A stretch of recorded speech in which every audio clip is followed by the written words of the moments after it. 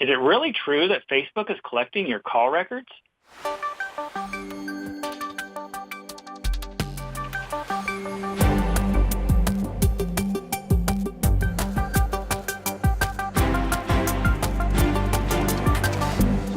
John, it's been a big week of news for Facebook, but one particularly interesting facet seems to be that the Facebook app was actually collecting information about call detail logs. Can you tell me a little more about that?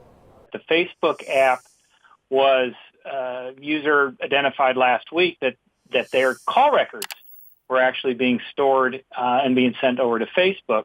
It's a lot of information that you think of as somewhat sensitive, somewhat personal.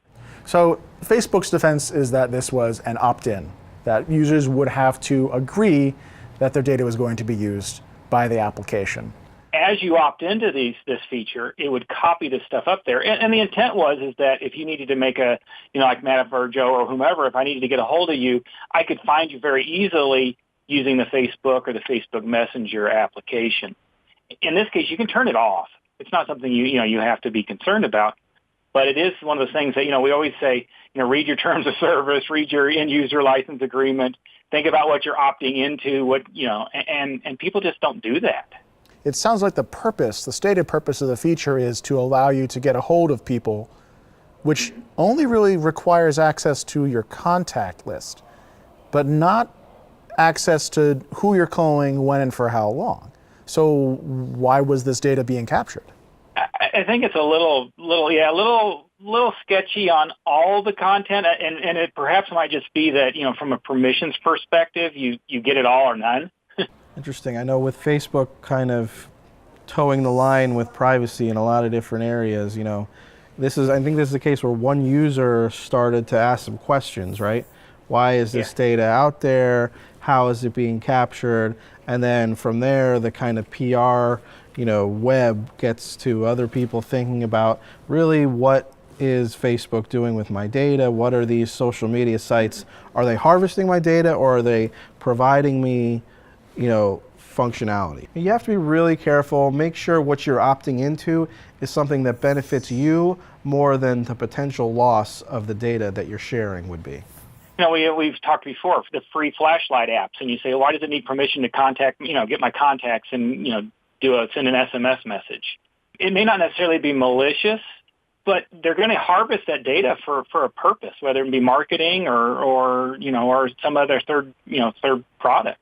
I think that Facebook, even if its business model is to collect information to allow people to better target advertising towards you, if that is their business model, it seems like they've still overstepped some bounds here in the features they promised versus the things they actually did. Right. It's one of those where they're at least stating that this allows you some level of functionality. It allows you to easily look up your contacts, maybe to prioritize by who you message the most. Maybe the people you message the most, those pop to the top of your list.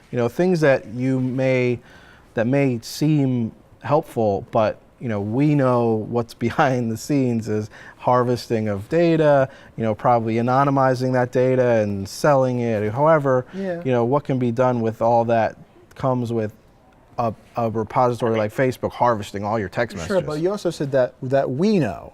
And when you say we, I'm not sure who you were talking about, because maybe it's the people who are tech savvy and understand what it takes to implement those features. But again, that's not Facebook's target audience. It's everybody. It's the people who don't have technical knowledge, who for whatever reason are expected to understand that the way that Facebook does something requires access to this set of data or this other set of data. Yeah. And it's all getting better. I'm a fairly active Facebook user, and I get a quiz. Somebody shares a quiz with me, and Facebook will tell me, hey, this needs access to your Facebook contacts. Whoa, stop, right? Why does a quiz need access to this? Why does, and that's where you start to, I think the key here is let's educate, people to think about what they're giving up and maybe prompt them a little bit more often. Even though it's annoying, it educates them. Personally, I would advise that if people want to use an application that wants access to this information, be aware of what the possible uses are and not just the stated uses. Yeah, in general, when you have this choice to opt in or opt out of sharing your data, you have to really think about that.